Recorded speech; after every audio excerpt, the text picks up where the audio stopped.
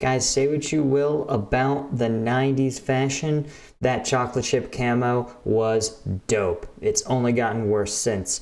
It's Paul, combat veteran, MMA fighter, YouTuber, and today we are taking a look at the operations room's breakdown of Desert Storm: The Ground War. Let's get into it. This is going to be awesome.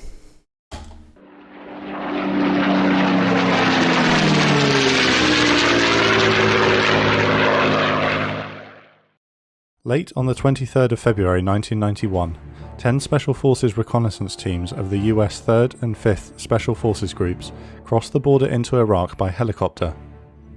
They are to join Green Beret, Delta Force and British SAS operatives already in Iraq. In just a few hours' time, so we have to place things in context, right? I think this is really important. This is in the early 90s, 1991, and more context. The year is 1991, right? So the US had only recently developed what it called smart bombs, or GPS guided munitions. These are munitions that could walk to targets with precision, before this, weapons relied on sort of shooting lots of bombs or artillery at an area and just doing your best to get as close as you could. Now, the other important context, why is the US invading Iraq? Well, first off, it's sort of not. The Iraq had invaded its neighbor Kuwait over an oil field dispute, and the US took, in conjunction with, I believe, NATO and maybe the UN, had said, hey, unprovoked invasions of your neighbor's sovereign territory will not be tolerated, even though the Soviet Union is gone and Iraq had the backing of the United States. The United States doesn't endorse this sort of aggression. And in order to dislodge the Iraqi forces from Kuwait, the U.S. decided to do it by force.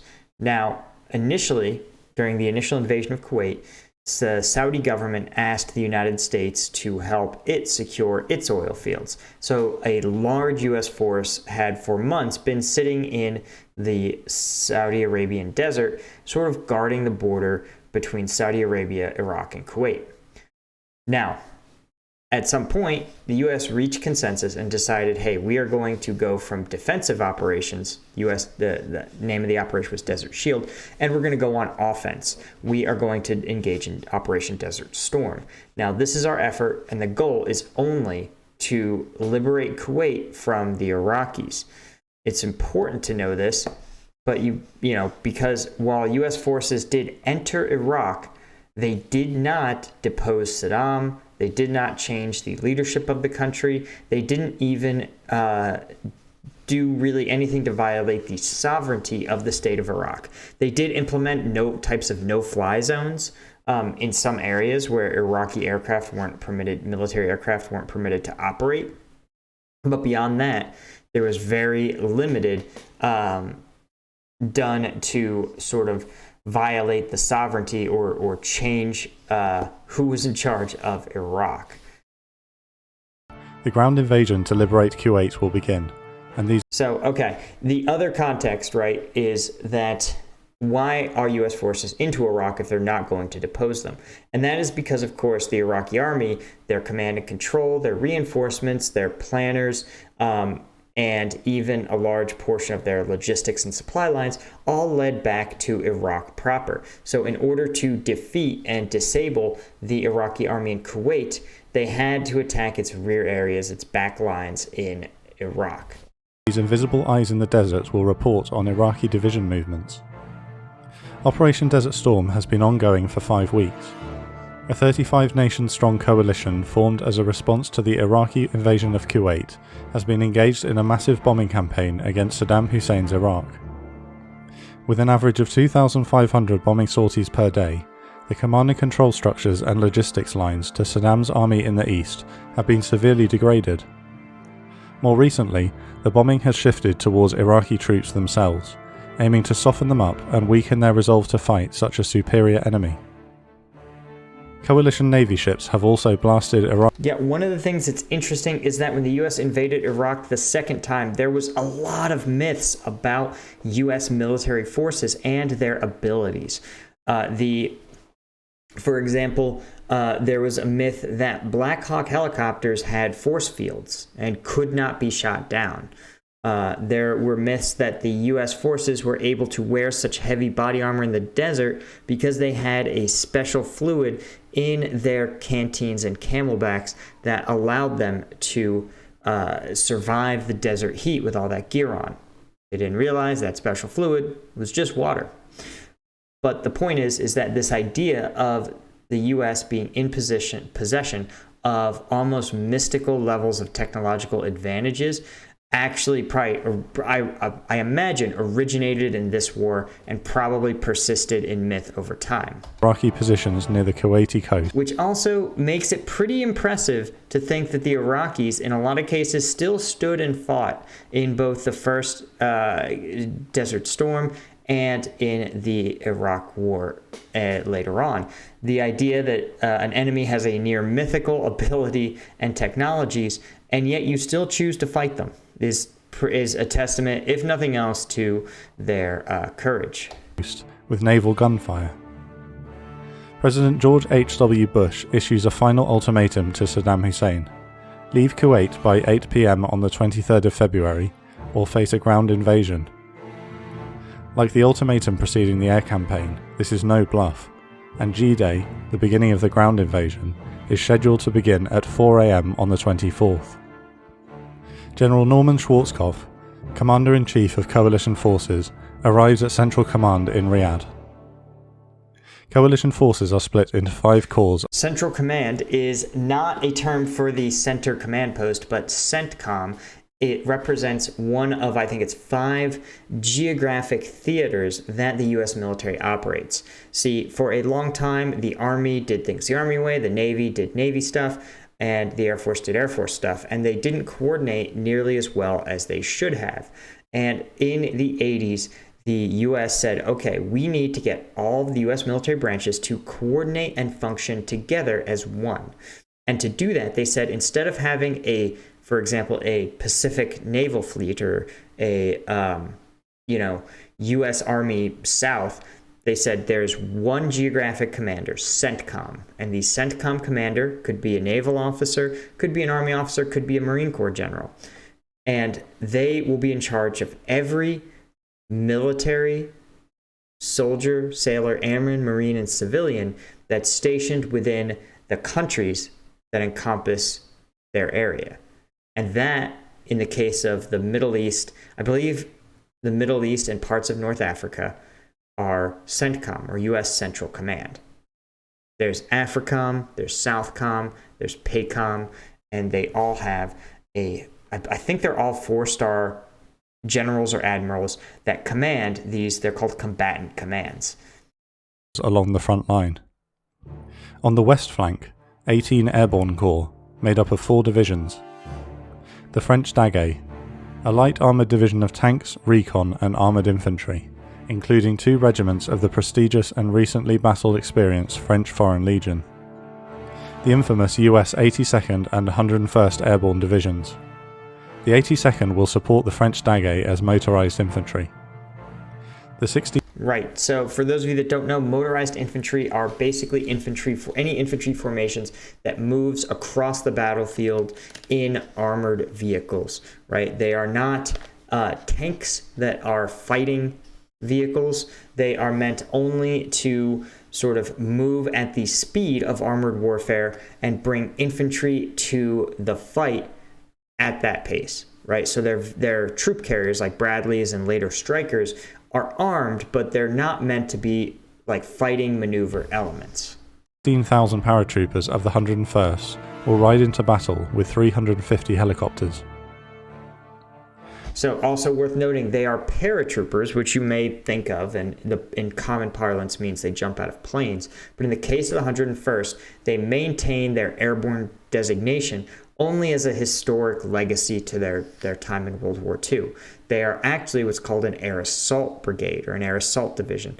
And that means that they enter the battlefield riding on helicopters. This was a technique that was developed in Vietnam, and again, originally they said who was best qualified to use helicopters to enter the battlefield and to sort of rapidly deploy into forward locations. Paratroopers, of course, they already have the doctrine for it, and they're already comfortable riding in aircraft and deploying to fight. So they recruited paratroopers to do so. If you've ever seen the movie We Were Soldiers, it profiles some of the earliest air assault troopers.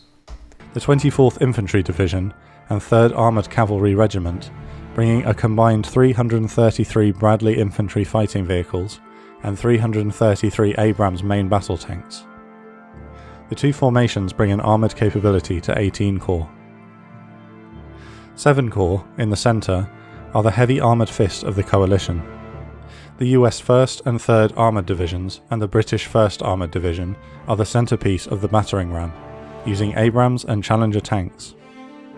Supplementing the 3 armoured divisions are the US 1st Cavalry and 1st Infantry Divisions, and the 2nd Armoured Cavalry Regiment, with further Abrams and Bradleys, helicopter, engineering and artillery support.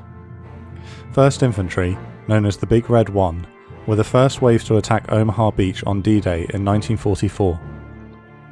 7 Corps will roll across the border with 1,487 main battle tanks, 1,384 infantry fighting vehicles, 242 attack helicopters, and 146,000 troops.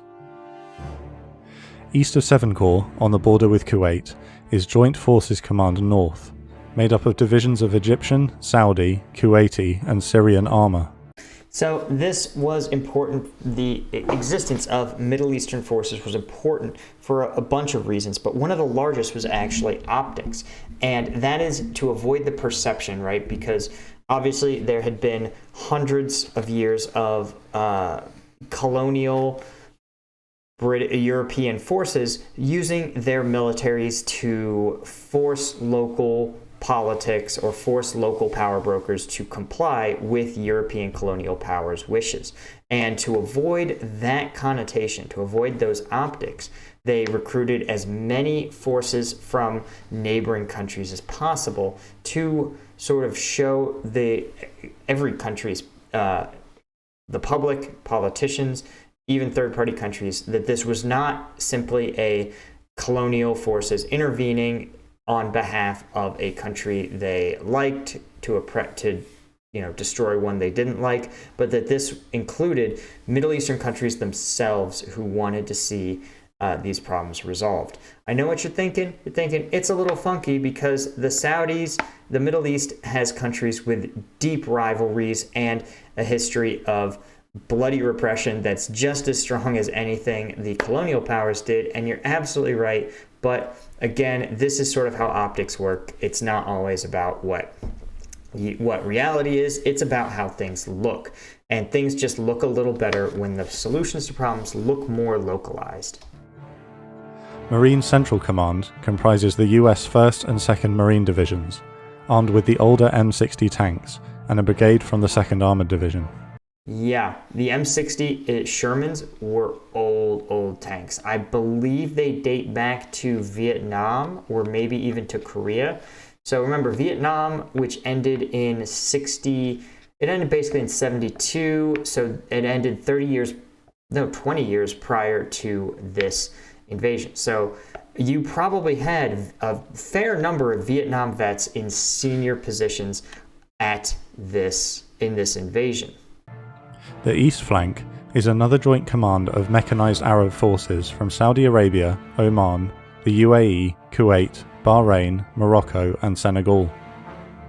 With the Iraqi Air Force neutralized, overwhelming air power can be brought to bear with many hundreds of coalition strike and close air support aircraft, ready to react at a moment's notice. Coalition ground forces number nearly 700,000. The Iraqi military can't boast such firepower. Of the approximately 350,000 Iraqi troops in the region, it is estimated that 140,000 have already deserted, with another 26,000 killed in the ferocious and unhindered bombing leading up to G-Day.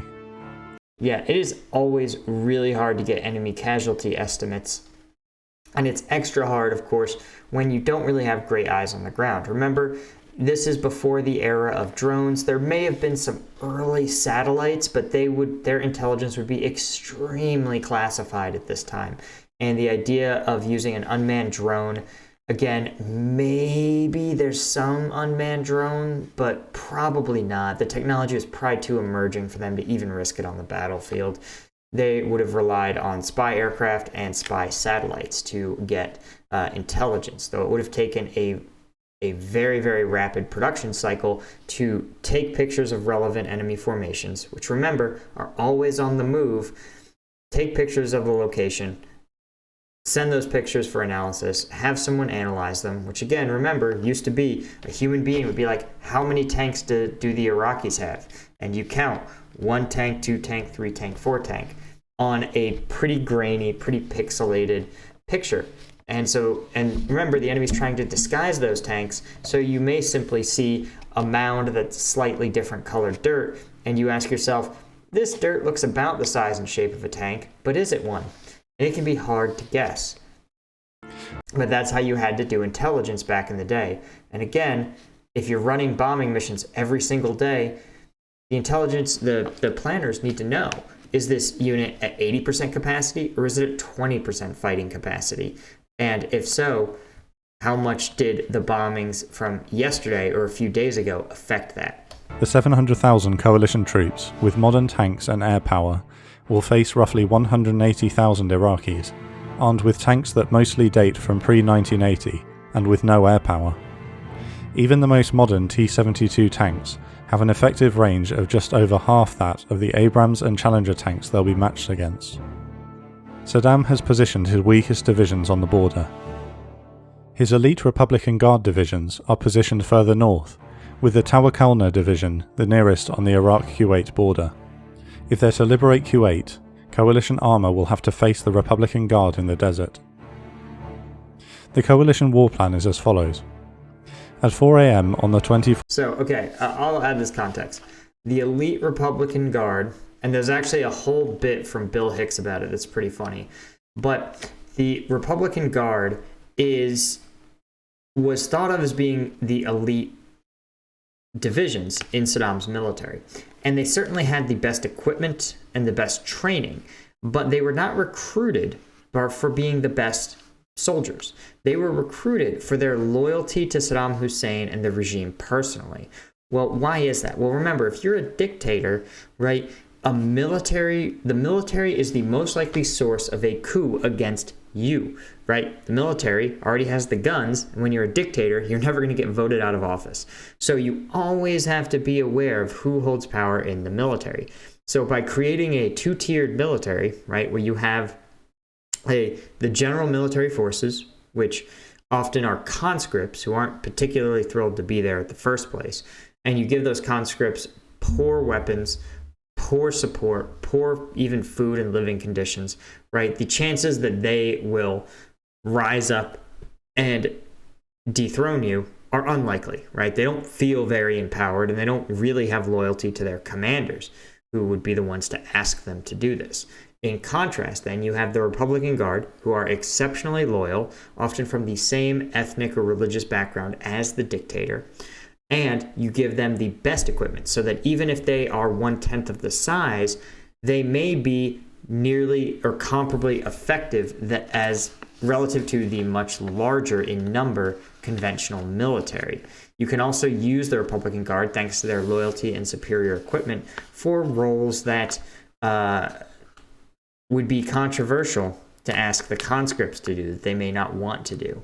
I'm namely thinking things like shooting Kurdish women and children. 4th of February, G-Day, the left and right flanks will advance into enemy territory.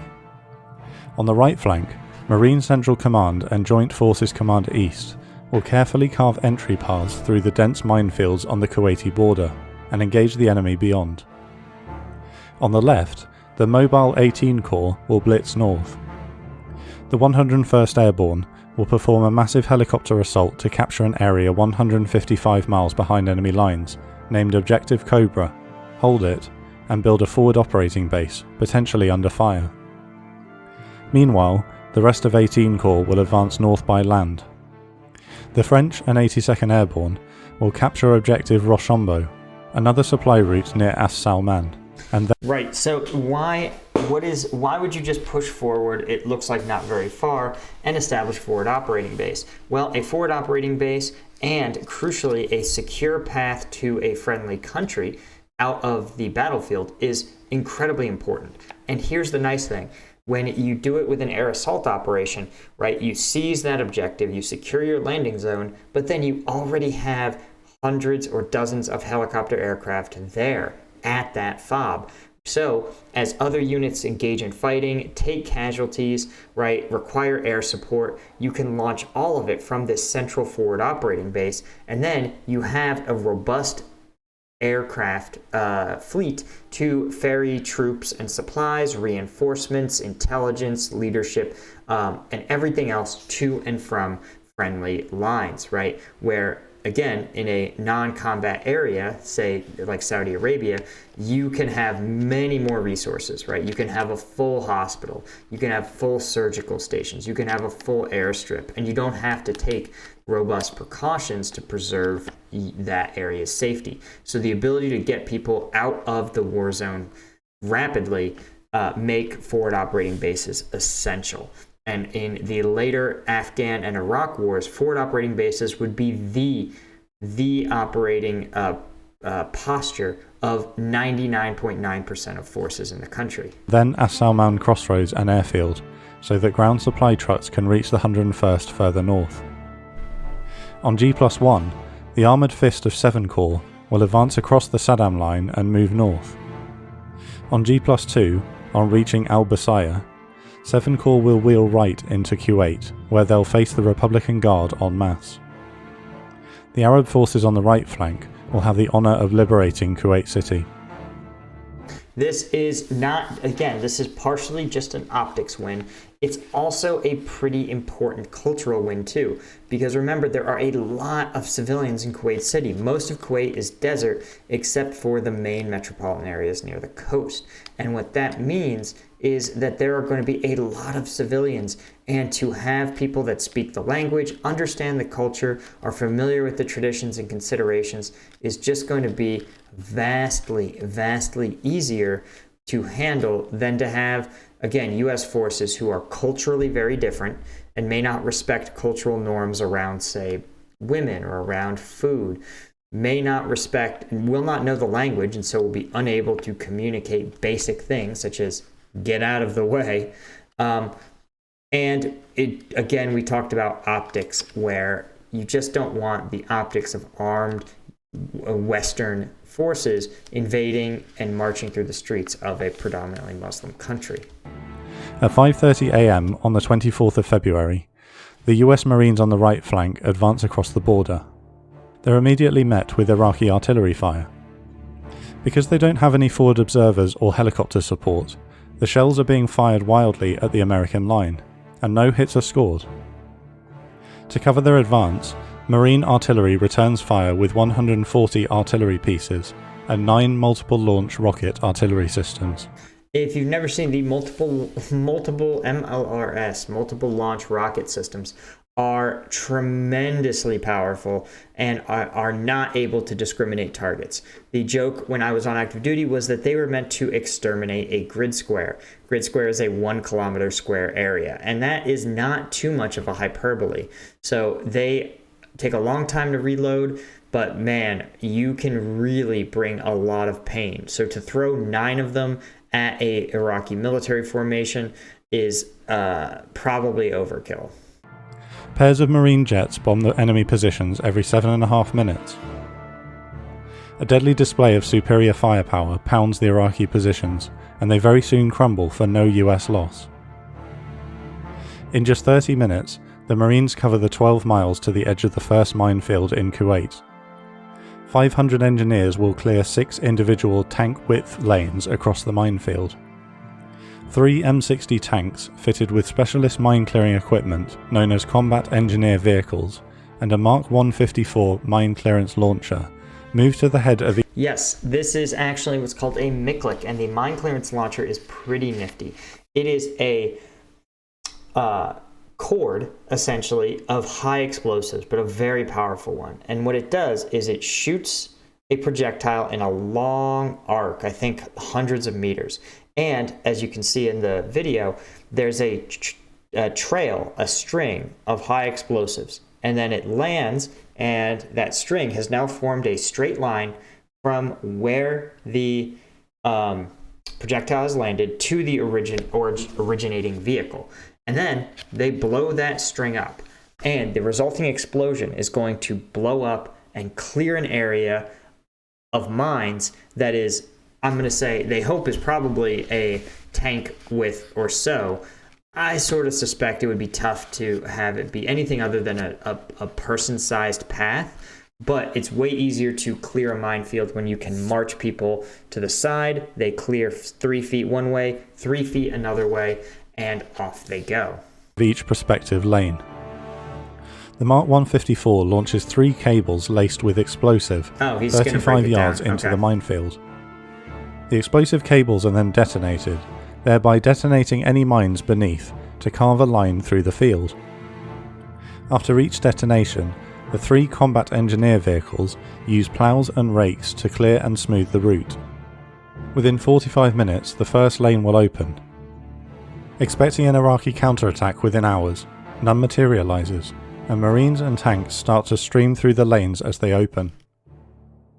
Meanwhile, on the left flank... Right, so this is one of the things actually that people may not appreciate, is that you're talking about hundreds and hundreds of tanks and an enemy that may be waiting for them on the other side. So you ask yourself, who goes in first? What tanks? And what do you have out there first? Right? Because you're talking, the tanks that cross last might cross 12 plus hours after the initial tank. And so traffic management and having a really good plan as to who is going to cross first is really important. And you also have to remember that if there is indeed a counterattack, casualties, damaged vehicles may have to be evacuated. So there may actually need to be a lane bringing people back from the combat. So I imagine there was almost certainly a plan in place. I suspect that maybe there were slower mine clearing methods that were begun to create an egress lane. And they probably had some protocol that they would give a signal and order the direction to switch on one or more of those lanes. Again, depending on the number of casualties they encountered. As they said, there was no casualties, there was no resistance. But if there had been, there was definitely would have been some sort of plan to bring casualties and damaged equipment back. 18 Corps have no minefield to contend with and advance into Iraq. The French Daguet are the first to cross with a brigade from 82nd Airborne. They encounter only sporadic enemy artillery fire from scattered elements of the Iraqi 45th Infantry Division, who are dispersed thinly over a wide area to defend the western flank. Coalition artillery returns fire. The American paratroopers transmit a message to their French colleagues. Side by side, French and American soldiers will write a page in history. They roll north slowly and carefully to minimize casualties. To their east, the first wave of 106 helicopters of the 101st Airborne, known as the Screaming Eagles, sweep over the border just 10 feet from the ground. 10 feet from the ground is insanely risky. I mean, that is the size of many sand dunes.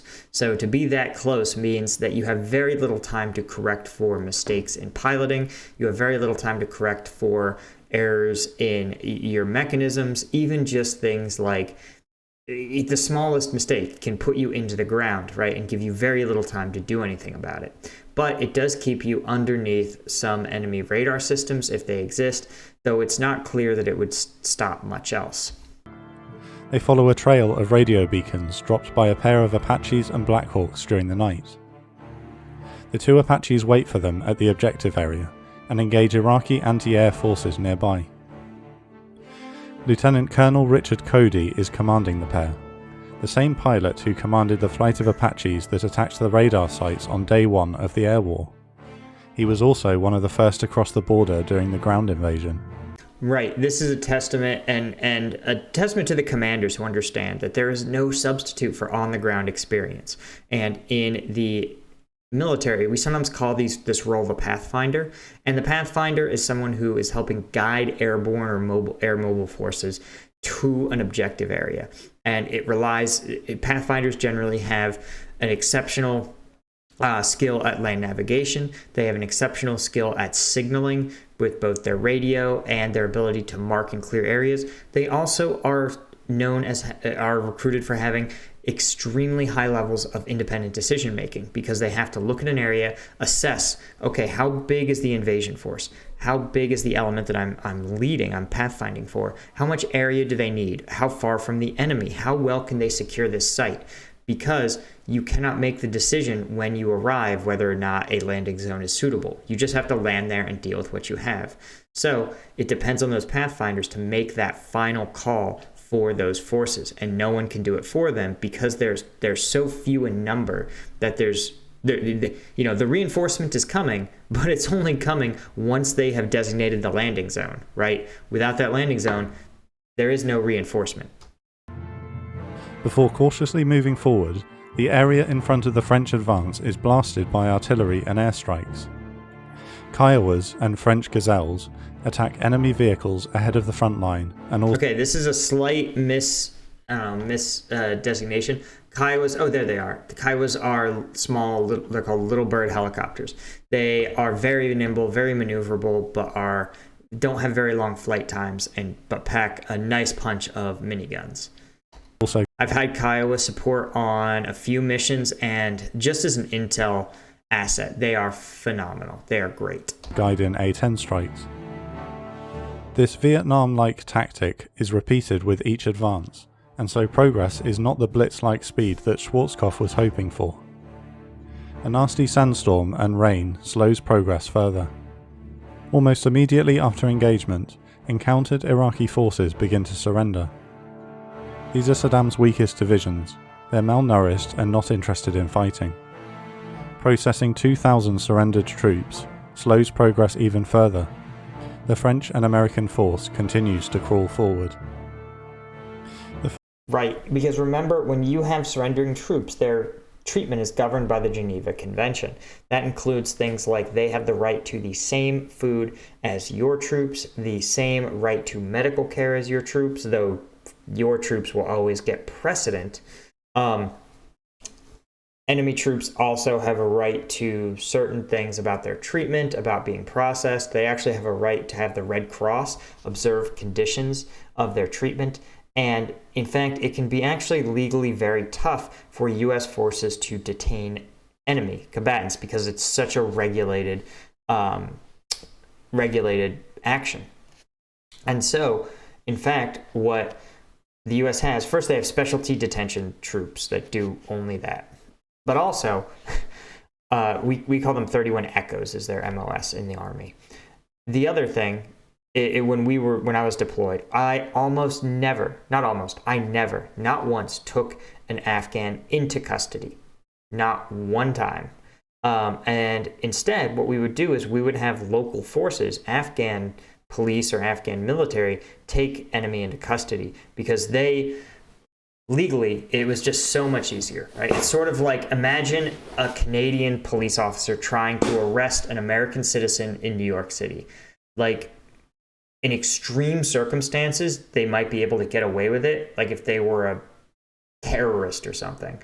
But a day-to-day, it's so much less logistically complicated and legally complicated to have American cops arrest American citizens in American cities. First of the Screaming Eagles disembark from their helicopters a mile south of objective Cobra at 8 a.m.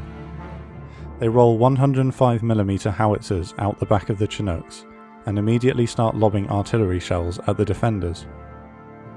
F-16s and A-10s arrive overhead to help the Apaches hammer enemy bunkers, tanks. Yeah, that is interesting. Okay, a mile is very, very close.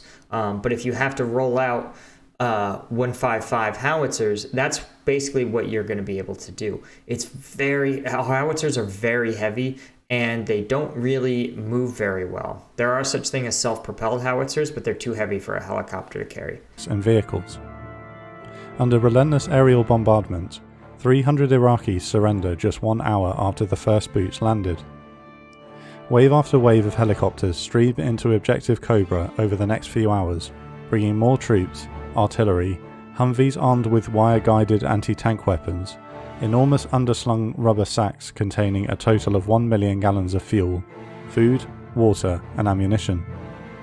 The Humvees... That is actually really interesting. Getting fuel is a tremendous pain, and you have to think these armored vehicles are burning a ton of it. So it makes sense that they would do what's called pre-positioning. Pre-positioning is where, as fast as you can, you place supplies forward as close to the main line as possible so that you don't wait for the invading forces to your friendly forces to request more fuel, right? By the time they put in the request, right, getting the fuel from Saudi Arabia all the way to those tanks, it's going to be too late, right? You just have to pre-position the fuel. You have to say the fuel is going to be ready for you before you need it in a lot of cases. So it may be a case of they say, hey, the tanks are going to stop at this forward operating base at this time, or trucks are going to start hauling it to tank formations as soon as things are even remotely secure.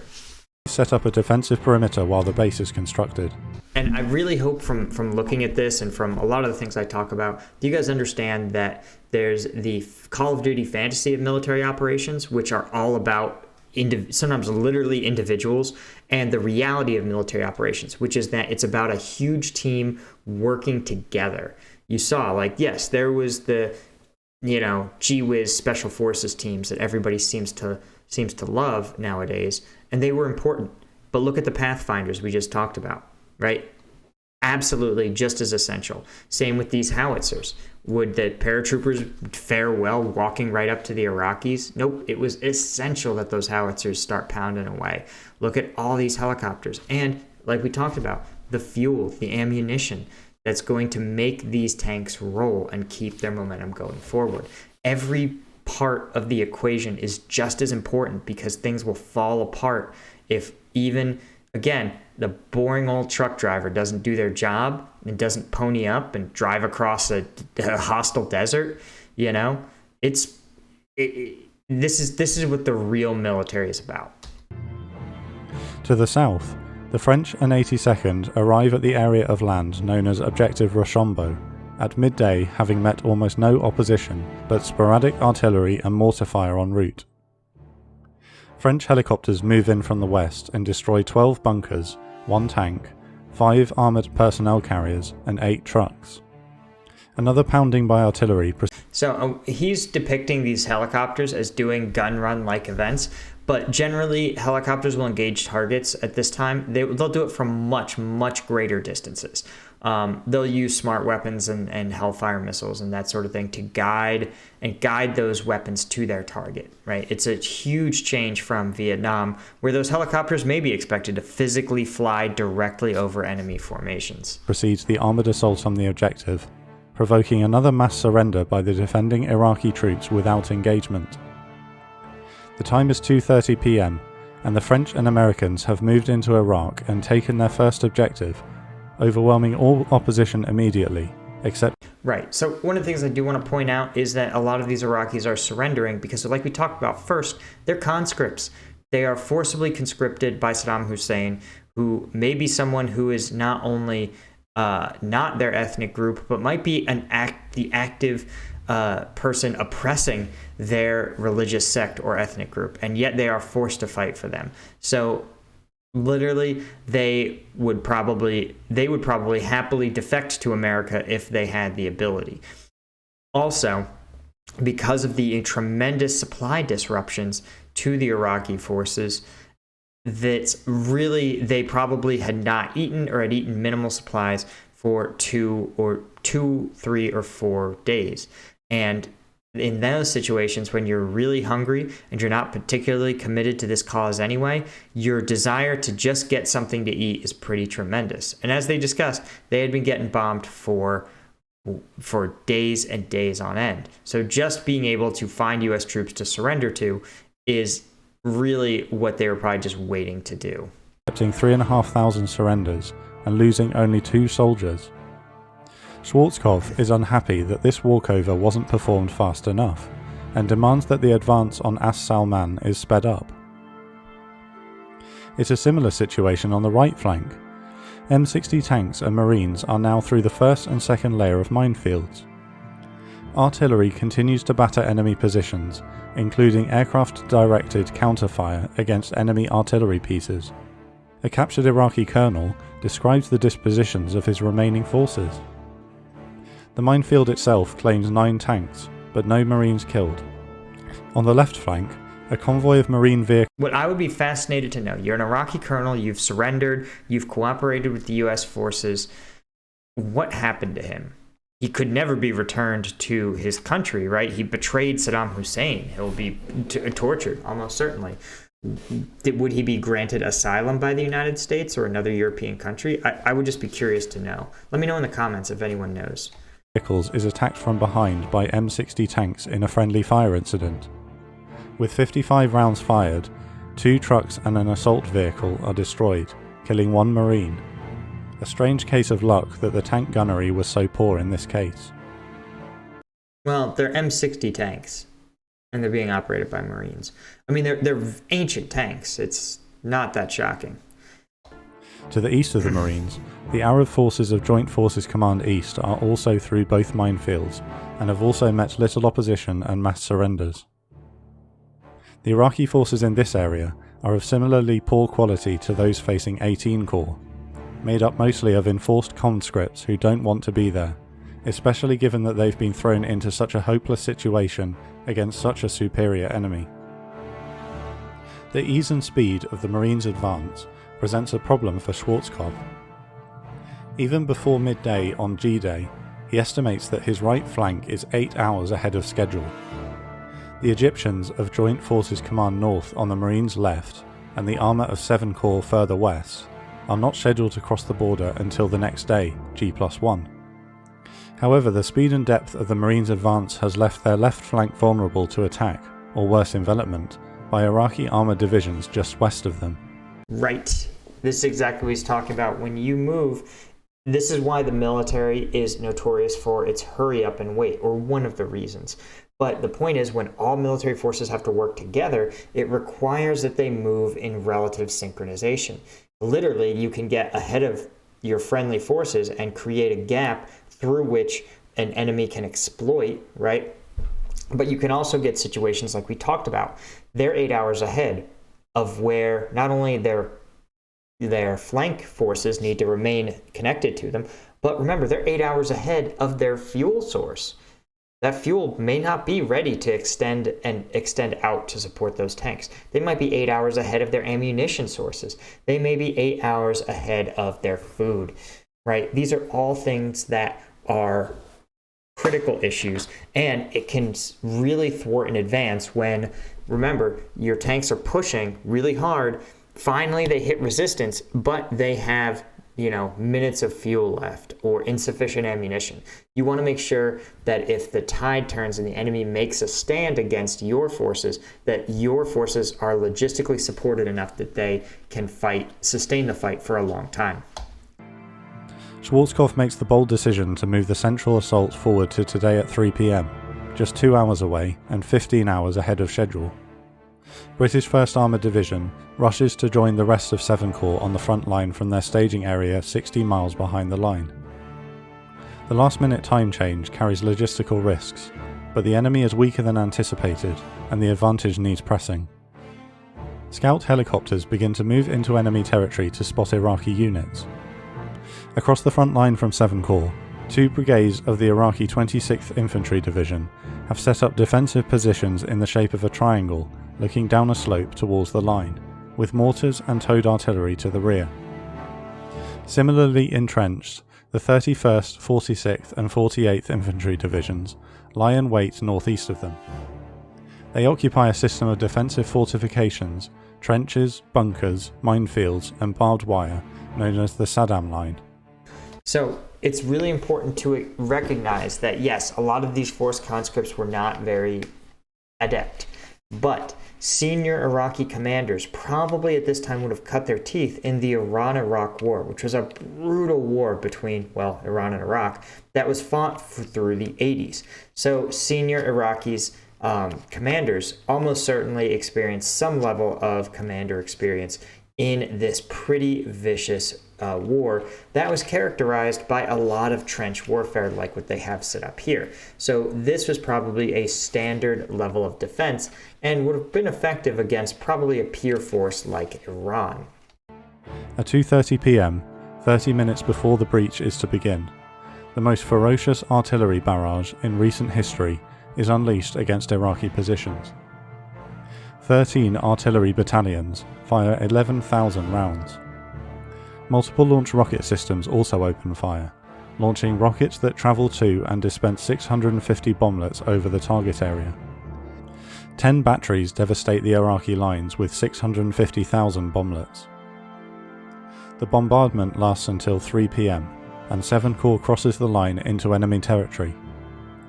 The 330... I mean, this is just important to understand, is that if you've ever seen World War I footage of shell-shocked troops, you realize that while PTSD is horrible, that it absolutely has levels to it. And World War I troops, you saw some of the absolute worst, where they would become so anxious and so distraught from being trapped in a trench while they're bombarded and are powerless to change their situation, that they develop horrible tics.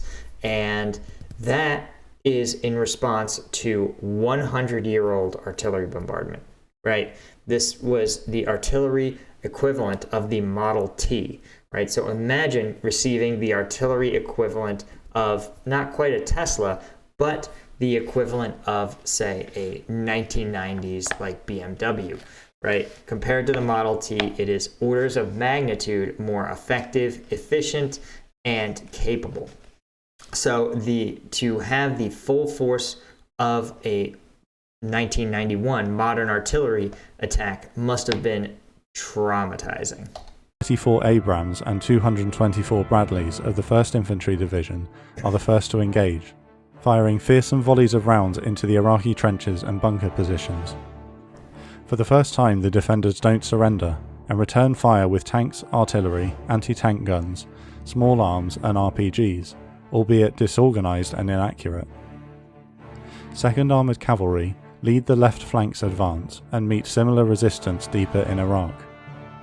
Under fire, combat engineers hastily clear lanes across the thin minefield, and vehicles of the 1st Infantry move across.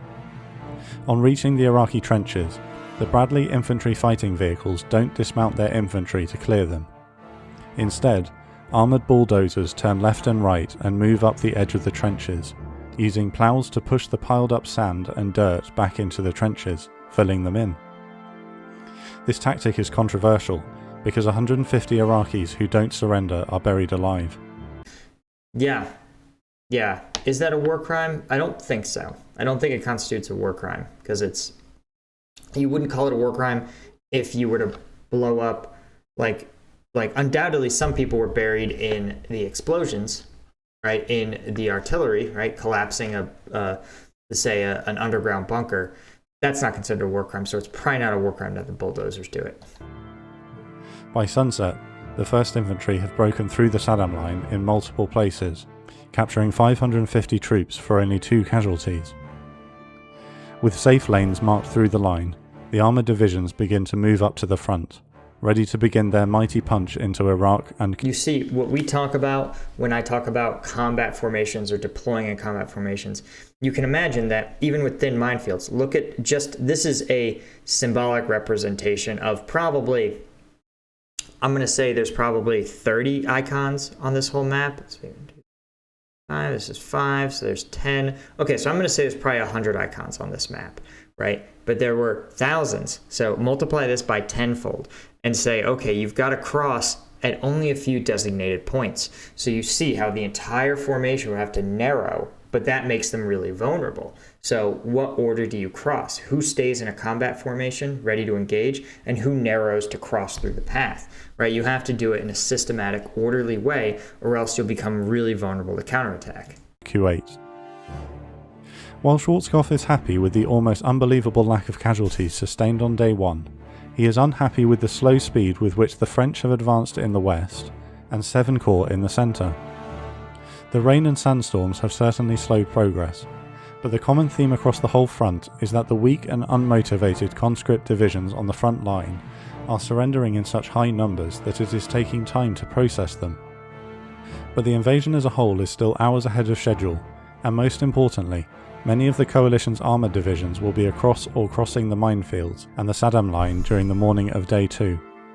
Right, like we talked about, 24 hours later and the divisions are still not fully across the line, and they have been almost certainly driving non-stop. Just these simple acts, right, crossing a road, is at scale and at military scale a tremendous undertaking that requires a phenomenal amount of planning and coordination. The ground war of Desert Storm has got off to a near-perfect start, but in day 2, the coalition will face motivated and armoured Iraqi opposition, including the respected Republican Guard. Guys, that was a great look from our friends at the Operations Room. That was so much fun. First off, let me know in the comments if you want me to do more Operations Room content. I certainly enjoyed it, but I know sometimes real world stuff gets mixed reviews. Other than that, be sure to follow me on Twitch. I am going to start streaming in the next couple of weeks, hopefully almost every day. And other than that, guys, until next time, see you guys later.